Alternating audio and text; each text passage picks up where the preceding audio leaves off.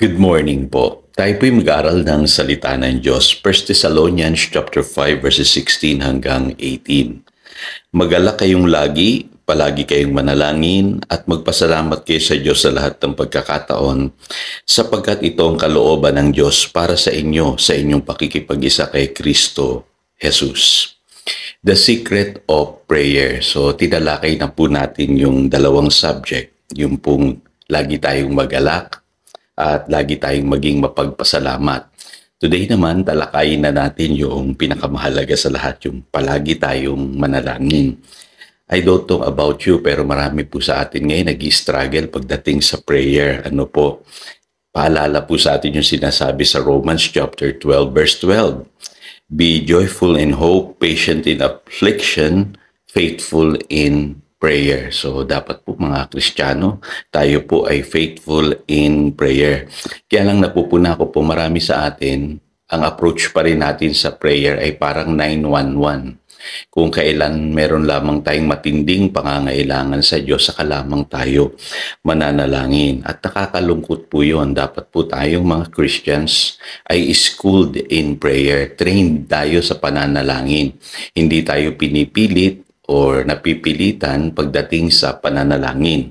At alam niyo po, napakahalaga na maintindihan natin kung gaano kahalaga ang pananalangin para sa ating mga believers. So today, pag-usapan lang natin yung tatlong bagay na maaring hindi nyo pa alam patungkol po sa panalangin. Unang-una po, ang prayer po ay personal. Ito po ay personal visit with God.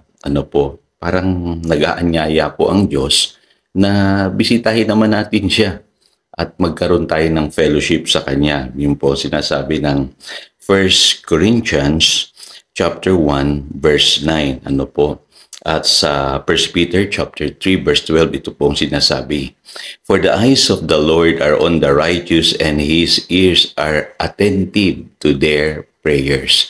So, naghihintay lang pala ang ating Ama sa Langit na bisitahin natin siya.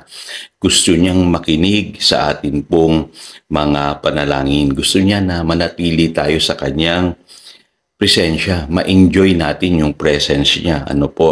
Marami sa atin kino-complicate ang prayer. Pero totoo po, ang prayer po is just like a visit to your Father. Yung Ama mo sa langit ang iyong binibisita every day. Hindi yan mahirap para sa ating gawin, di po ba? Kung nagagawa nga natin dito sa lupa na bumisita doon sa ating mga mahal sa buhay, napakahalagang na dapat bumibisita rin tayo daily dun po sa ating Ama na nasa langit sa pamamagitan ng pananalangin. Kaya pansinin niyo po, ang prayer po, hindi yan sa pamamagitan ng maraming pananalita, sabi ng Panginoong Hesus sa Matthew chapter 6 verses 7 and 8. Kasi alam na ng Ama yung ating mga kailangan. Gusto niya lang tayong makita, gusto niya lang tayong marinig na nakikipag-usap sa Kanya. Kaya mas maganda kung personal yung pamamaraan natin sa pananalangin. Hindi po yung memorize, hindi po yung parang may sinusunod tayong mga kung ano-anong mga rules. Kundi gusto niya yung nagsasalita tayo bilang anak niya. Nagsusumbong, nagsasabi ng ating mga pinagdadaanan. In other words, pinipresent natin yung request natin sa Kanya with thanksgiving. Yun po sinasabi ng Philippians chapter 4 verse 6. At sa prayer din po, doon natin na-unload yung ating mga burdens sa Kanya. Sabi sa 1 Peter chapter 5 verse 7, we must cast all our cares to Him, for He cares for us. So, pansinin niyo po, napakadali pala ng prayer. Para ka lang bumibisita sa tatay mo. Sinasabi mo yung iyong mga problema at yung mga pinagdadaanan mo sa buhay at hinihingi mo na tulungan Kanya. Pangalawang katotohanan na gusto ko i-share sa inyo, prayer is resting, not struggling. At alam niyo po ba na ang Holy Spirit tinutulungan tayo sa ating weakness? Yung po sinasabi ng Romans chapter 8 verses 27 hanggang 28. The Spirit intercedes for us in accordance to God's will. At sa verse 26 pa nga, sabi, the Spirit help us in our weakness. We do not know what we ought to pray. Hindi daw natin alam yung ating pananalangin, pero ang sabi, yet the Spirit intercedes for us in accordance to God's will. So, ibig sabihin, alam ng Diyos na mahina tayo. Alam ng Diyos na marami tayong pinagdadaanan sa buhay. Alam ng Diyos kung ano yung ating mga struggle. Kaya nga nariyan ang Holy Spirit para tulungan tayong manalangin. Manalangin ng tama sang-ayon sa kalooban ng Diyos. So, pagka nagpipray po kayo, anyayahan nyo ang Holy Spirit palagi na tulungan kayo sa inyong pananalangin. Panghuli, ito po mahalaga. Akala natin yung prayers natin base sa performance natin, hindi po sa quality ng ating puso. Doon po nakikinig ang Diyos kung tama yung kalagayan ng ating puso.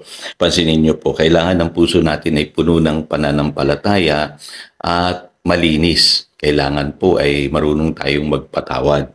Sabi sa Mark 11 verses 24 to 25, "Therefore I tell you, whatever you ask for in prayer, believe that you have received it and it will be yours." Kailangan may pananampalataya. Ang prayer po, ang primary component po niyan ay faith. Tatanggap lamang tayo sa Diyos kung meron tayong pananampalataya. Pangalawa, sabi rito, "And when you stand praying, if you hold anything against anyone, forgive him, so that your Father in heaven may forgive you your sins." So, kailangan magpatawad tayo.